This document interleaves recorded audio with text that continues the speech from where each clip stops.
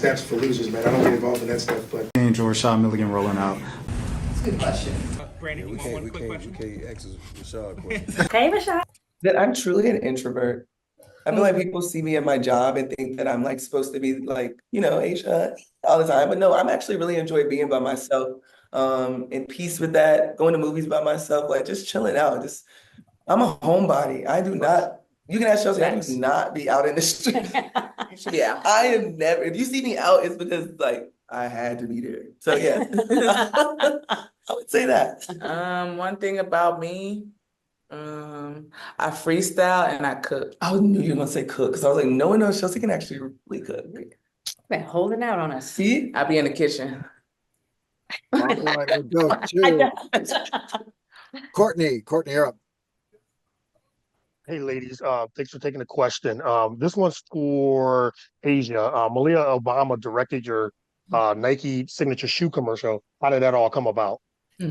Honestly, I don't know. That's my team at Nike. I showed up on set and I saw her and I was just like in awe. Honestly, because I grew up seeing her on TV all the time, and to see that she's now made her way into the filmmaking and just to be a part of the campaign was truly a blessing. But yeah, that's up to my Nike squad. They did an amazing job of just making sure that we could capitalize on everything from top to bottom of just me and the creativities behind it. Like it's a blessing. So it was so cool to bring that to life. Real dope commercial. Thanks.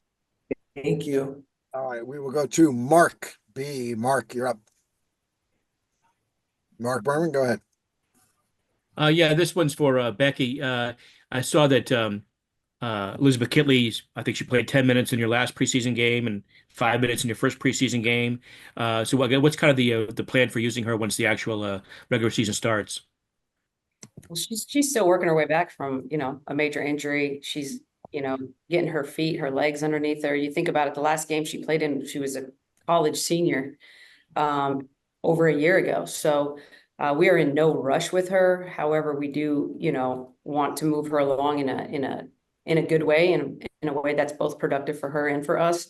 But you're going to just see continued growth. Having gone through an ACL, you really don't feel yourself till probably 14, 15 months post-operation. So by July and August, I'm thinking she's going to look pretty darn good out there. So, but yeah, we're just kind of amping her up slowly. And we're still obviously monitoring her and don't want to put too much on her, but she's been great in training camp. She's been a sponge. She's learning a lot. She's learning our system. But yeah, I mean, it's kind of a whole new world for her right now because she was sitting, it's tough being injured, especially as a rookie, or even if you're on the team, you kind of feel like you're not in the loop when you're injured. So I think for her, she's loving being in the mix. She's loving being around these guys, learning from these guys and competing, right? At the end of the day, she's a competitor and she wants to be out on the floor and she's doing everything she can to do that for us. So we're moving her along, but not too fast. Does that mean she doesn't play when the regular season starts, or it kind of gets phased in once the regular season is ongoing, or could you see her out there for the regular season opener? I have no idea. We'll see. I never said I wasn't going to play her in the preseason. I'm just saying I think she's going to be pretty damn good come July. But there's a process to coming back. You don't just jump out with the best in the world and make it happen. At the end of the day, she's still a rookie. This will be considered her rookie year. And there's a lot of growth. I don't care if you're the number 1 pick, the number 25 pick, it don't matter. There's a lot of growth. And I want to put her in spots to be successful. Might be in New York when we go there. Might not. I don't know. My job is to win games. Whoever is out there to win games. Thank you. Thanks, Nikias. You're up, Nikias.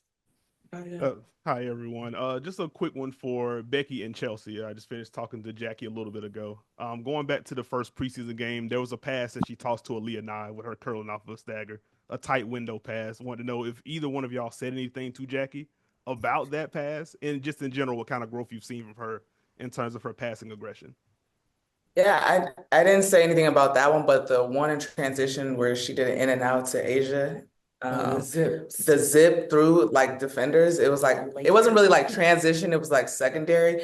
That one was really nice. There's been passes this year. I was like, okay, Jackie, I get really hyped with it because it's not the simple pass. Like she does something and kind of threads the needle and takes a chance. So I like that. I like that little taking a chance. I mean, Jackie can really pass the freaking ball. I mean, it's probably a very underseen part of her game, but I mean, there was a stretch either 24, 23, I forget, she had 45, 46 assists in a combination of games with 0 turnovers. Like it's always interesting. It blows your mind when she makes a risky pass because she's so conservative most of Right. the time in her passes. So then when she does pull out some laser across the court, it's like, damn. So you do be seeing all that then. And she does, but a lot of times she's just very conservative. This one, not so much. She gonna let it fly.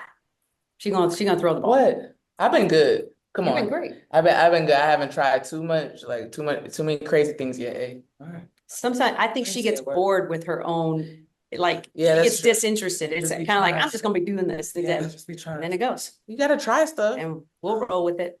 Yeah, try stuff. It's gonna work more times than not. Andrew J. Like play last year with AC. Andrew Jones, yep.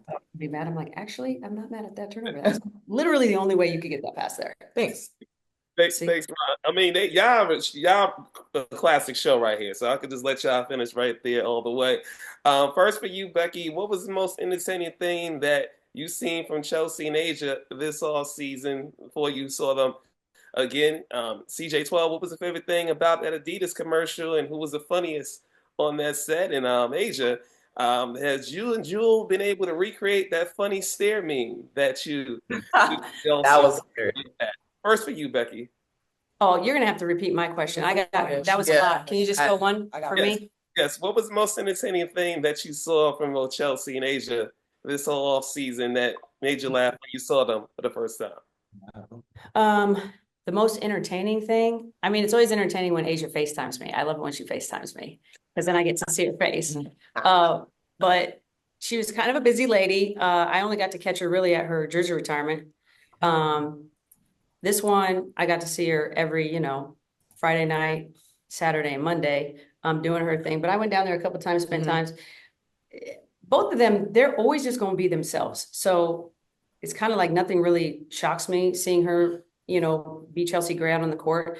The world just kind of forgot for a minute about this woman. And I think Unrivaled was a nice little reminder for who she is. And then this one, she's all over the world. I have a hard time keeping up and catching up with her. What I do know is whatever she's doing, her basketball work is always her biggest priority, whether it's a book, a shoe, whatever, a car deal, whatever it is. She always gets her work in and she always comes back every year. So actually when she leaves, she just goes. She's like a bird. She comes back when it's like migrating time. She comes back to Vegas and then she just comes back better. And it's like a magic little thing she does. Magic show, disappears and then comes back better. All right, Cassandra, you're up. Cassandra. My question. Okay. Yeah. To go back to you saying you're working on your patience, is that patience with yourself, patience with teammates? What went into that decision to work on that? Both, 100%. This team is crazy. But no, definitely patience with myself and just the game. Not like I get the mental aspect of patience, but I'm also just thinking about whether it's timing. I know I'm going to see a lot of different defensive schemes, defenders, and just being patient in that and understanding that it's all a work in progress. I'm going to get to my spots the best way I can, and then we kind of work from there.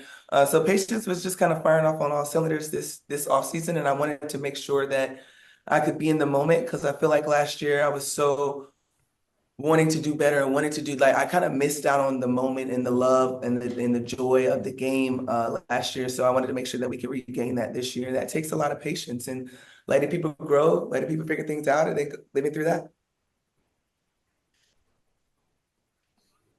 Ron, be careful what you pray for.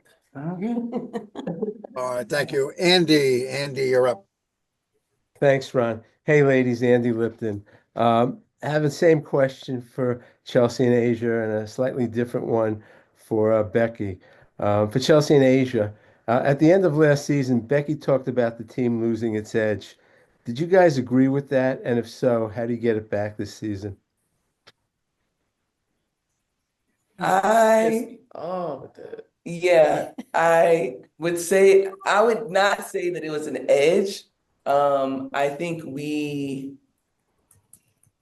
it's just a certain feel. We just ain't have it. And I think it's like okay to say that. I'm okay with saying that because it always kind of makes you realize and how much the value of 2 points are, like how much you need to value possessions, how much you need to value the game.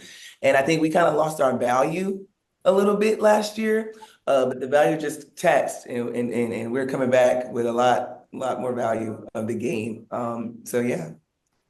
For me, I think it kind of, when you win two in a row and you come back that year, it's hard to wear two in a row. It's hard to win one. The third one, the league got better. And I think we stopped doing little things to help us win. I think it's the little things that make the big picture happen. Like everybody sees the threes and the nice passes and layups, but like the loose balls, the attention to detail. So I feel like it's the little things that kind of compound itself, and you end up losing and not competing for a championship. And that's where we were last season. And Becky, for you, how do you define edge? How do you get it back this season? And did Becky Hammon lose her edge last season? Well, first of all, I can tell you these two have been blowing me up. They are not lacking any edge or fire or mental approach this year. I think it's what Chelsea said. It's taking pride in doing the little things.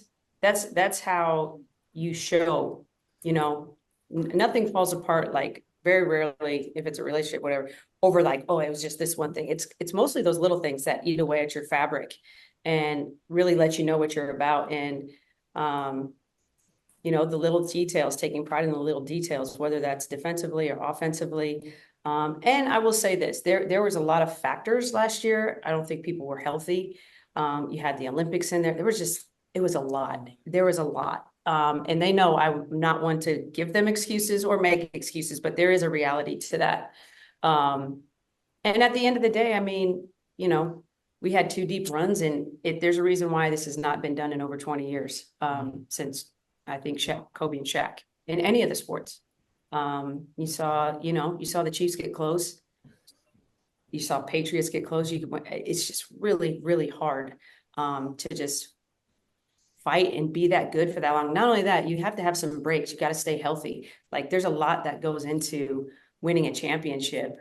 And so, lucky for us, I think we grew this offseason in a lot of ways. Like I think it was very painful offseason for all of us. Nobody liked how we played last year. Nobody was happy. Even her, with her this season, that she was not happy. I can tell you at the end of last year. And this one, they're just about winning championships. And when that doesn't happen, it just leaves a bad taste in your mouth. However, all you can do is make you better for the next year. And I feel like it's made us better this year. In fact, losing last year might have won us, a few more up in front, because I know how distasteful it was for them and for myself last year. So we just got to get back to being us, being who we are for 40 minutes every game. Like never take those 2 minutes for granted. And like she said, being patient and being present in the moment.